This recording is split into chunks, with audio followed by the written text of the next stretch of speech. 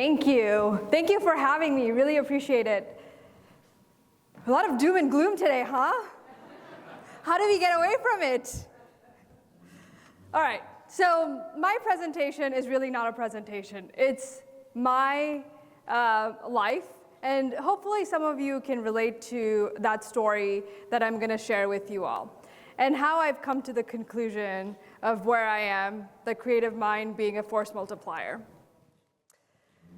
So, ever since I was 5 years old, I wanted to be a surgeon, and I did everything to become that surgeon.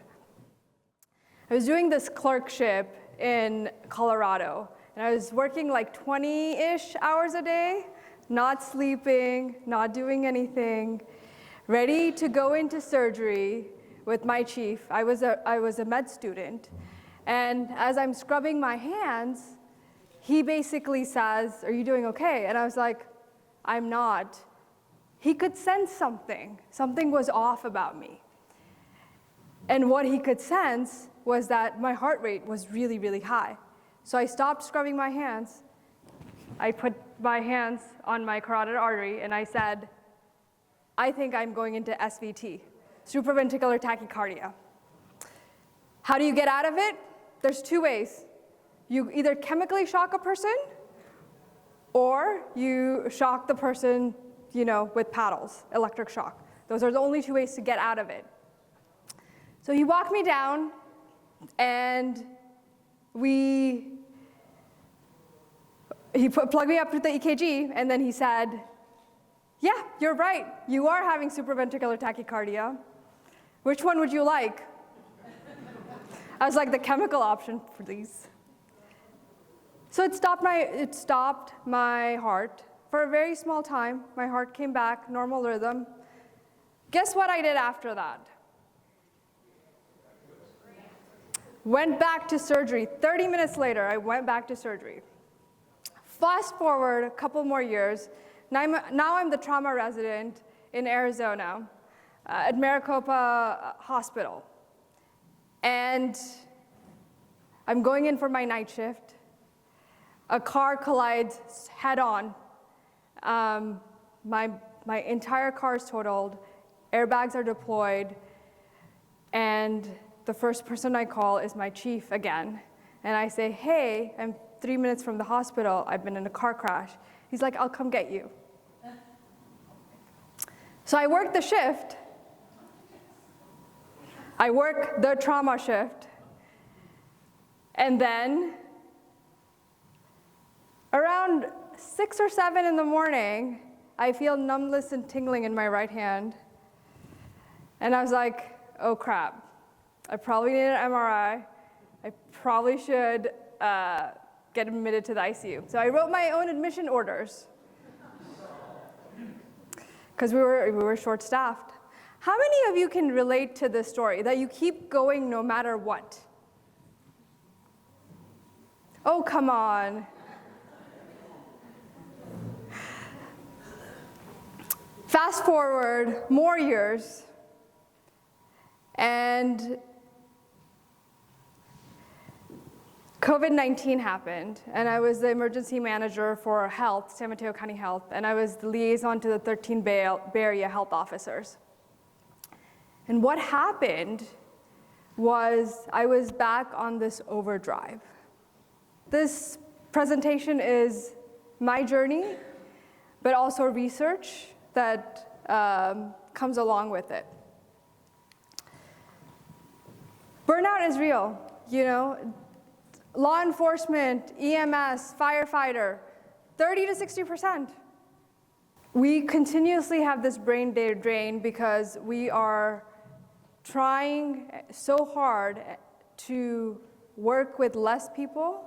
We're not processing the things we should be processing, and we're not moving, and we don't have the things that we need to cultivate resiliency within ourselves, and that has been a consistent problem. So fast forward a few more years, COVID-19, again 16 to 20-hour days. Burnout is happening with me. Guess what I do? Apply for the ELP and the master's program. complete both of them during a COVID response. It's not sustainable. We are continuously assaulted over and over again with all these different things, whether that is the crises that you're facing at work or the crises you're facing at home, and we feel it in our bodies. And there's a great book called The Body Keeps Score. I can pass these books around if you like. But basically, if you look at this, you see that the body keeps score. And this leads to chronic illnesses. This leads to chronic things. So you're wondering, why am I telling you this? Because this is supposed to be something that is supposed to help you all. I'm giving you the why.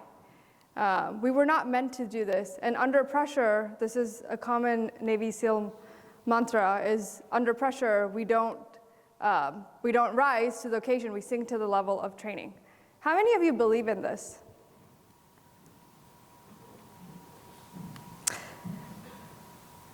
So, creativity as a counterbalance is what I'm offering you. This is creativity in the most generic and the most broad term. It's movement, it's visual creativity, it's going out in nature. Nature is one of the most creative things on the planet. It's anything that you can consider creative. The movement, we were built to move. We have been hard-coded to actually be creative. We've been painting and drawing long before we created a wheel. We've been dancing long before we created language. This is something that's hard-coded in the DNA, and this is something that I thought was bullshit. Complete bullshit. Did not believe in it at all, because science is just coming up, and Susan Magnuson and Ivy Ross just released this book in 2023, Your Brain Our Art, that has a lot of research in it that I didn't even know existed when I was going through my journey. And coming from a very science-oriented background, I needed the science to tell me that it was true, but I was kind of doing this during COVID. So my husband one day got me a book, a coloring book, and I started coloring. I was like, this is stupid. It really is stupid, but I'm gonna just do it because, I don't wanna insult him. So I started coloring, and I could notice how much of a different mindset I would bring to my work, how much more analytical I was, how much more calm I was during life or death situations, whether these 16 patients are gonna get beds or not, how many of them are going to get beds or not.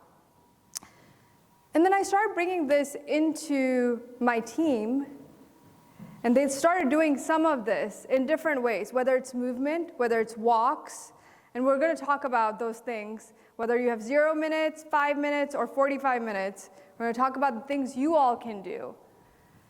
But this is the training you need to do to make yourself resilient. And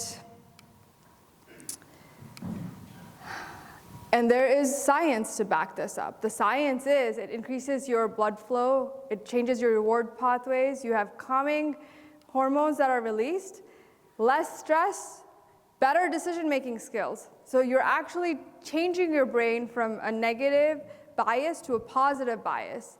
There's actually some research that suggests that if you have a positive bias, you are anywhere from 13 to 33% more likely to make better decisions than if you have a neutral or a negative bias.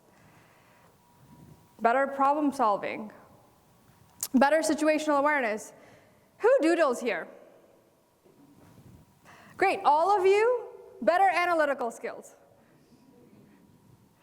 Right? You can't say that about your cohort. And there is research that backs that up.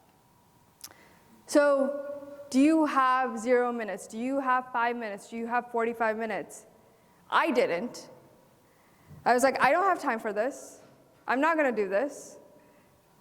This is over the last 4 or 5 years. I was like, not me. Slowly and steadily, I started doing some of this. And what that basically means is that I started with 0 time. What can I do in the present, in the moment? So how many of you have 0 minutes to do something to increase your creativity? So you're sitting in a meeting and you do this in your meeting. 0 minutes. How about 2 to 5 minutes? Who's willing to invest 2 to 5 minutes? Raise them higher. 45 minutes a month. That's a stretch, right? But there's some really interesting, very new research.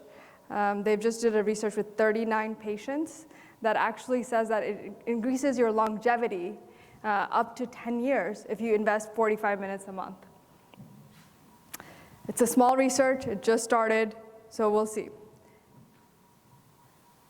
Anyone on 0 minutes? Anyone here think that my talk is bullshit right now? Raise your hand.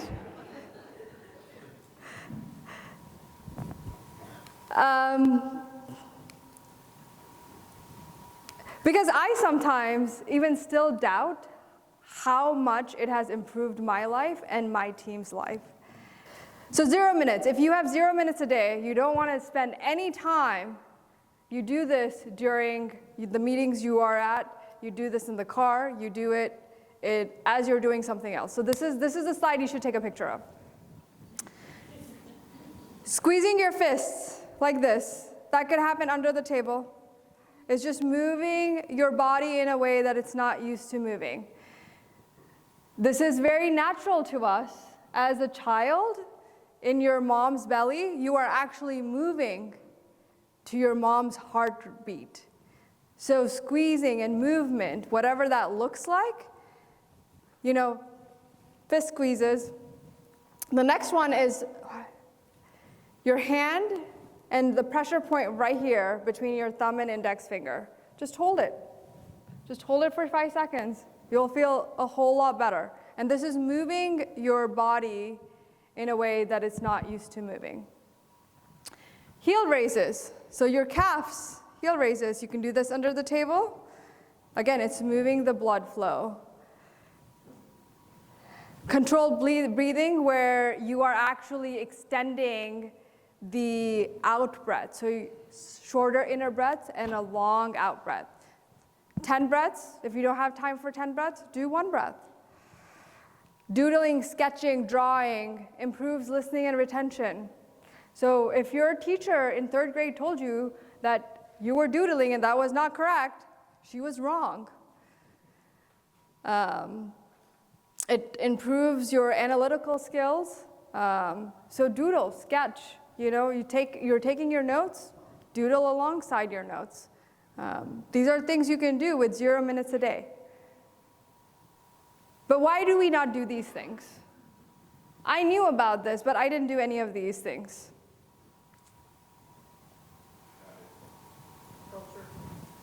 Habit, culture, great. Negative stigma. You think you're not paying attention if you're doodling. Yep. Well, you can point them to some of these books.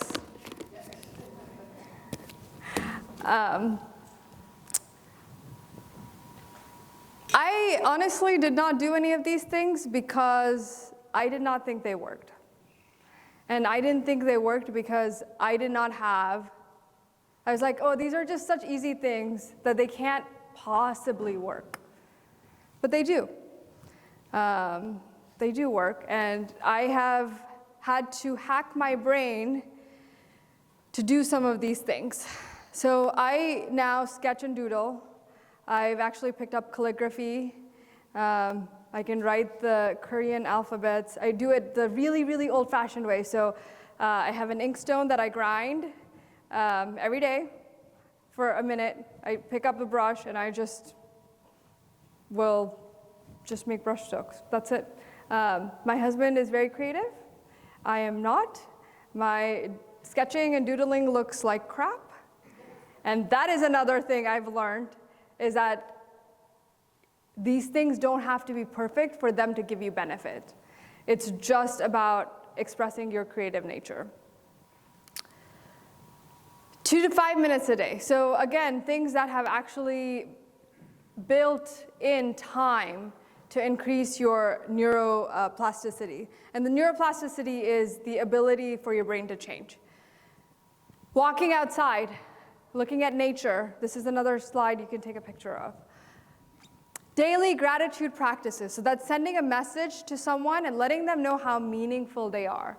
And keep this as clear, concise, and to the point as possible. So it could be something very simple to a friend that you haven't reached out in years and saying, hey, I'm grateful that we only talk every 3 years, but I'm grateful for you and I've been thinking about you. Journal one meaningful experience with 3 bullet points. So today I had a beautiful drive here. My journaling would be, the hills were so green, and it was just such a beautiful sight to just drive here in the most amazing way. Nothing broke down, there were no accidents, no traffic, it was perfect. So really reflecting on the ordinary. Reflection on three new things that you're grateful for, focus and focus breathing. So it can't be the same thing. You can't keep on saying, I'm grateful for my dog. You have to find new things that you can say something about. Focus breathing or meditation is another one. It took me a while to get into all these practices, and on a daily basis, I do at least 2 to 3 things of these. And it actually really started out with meditation or focused breathing. And I could not get myself to do some of these things, so I had to hack my brain. And the way I hacked my brain was, as soon as I got up first thing in the morning, I would do one of these things, and I would not even allow myself to brush my teeth to then get started with my day. So I had to finish this before I could brush my teeth, which was a really hard thing to do for me to learn. And it's breaking your habits. It's breaking what you have.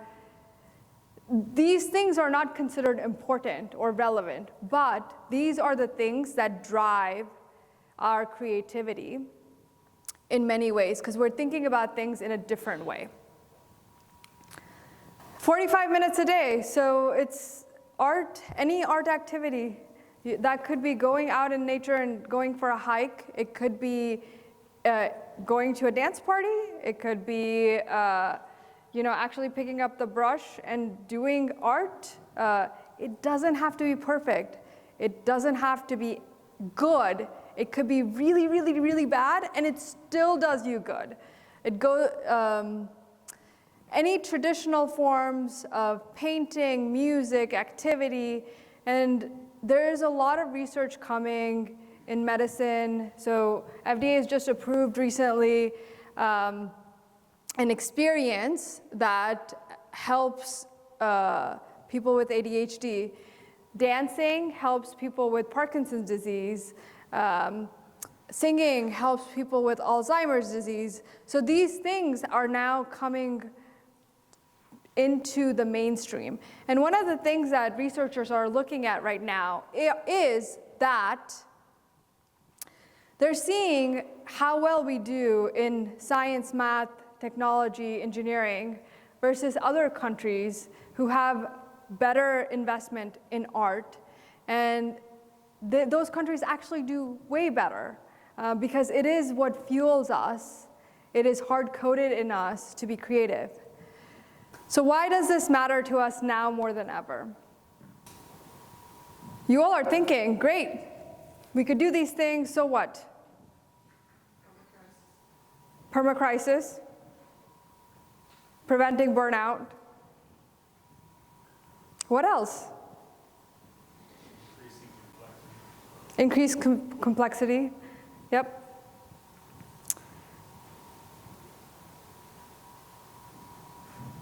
What else? Yes? Advanced technology, you don't have to create answers with paper. Yeah. The future of Homeland Security lies with each one of you, and it requires us to be uniquely human to sense, adapt, overcome. It's not something that AI can do. The role of technology until now was to make us more efficient, make us more better. Now it's going to replace the things that we do, data analytics, data visualization. You know, it can write plans for us if we want to. I've actually trained ChatGPT to write my emails. It's fantastic, in my voice. But the creativity is not something that AI can generate at this point in time. You still have to tell it what to do. The creativity is what is hardwired in us. That is what makes us different. And that is something that we have forgotten. So we have all of these things within us. So I would like you to take a moment and actually challenge you. Can you pick one of these 10 activities and make sure you do them for 30 days?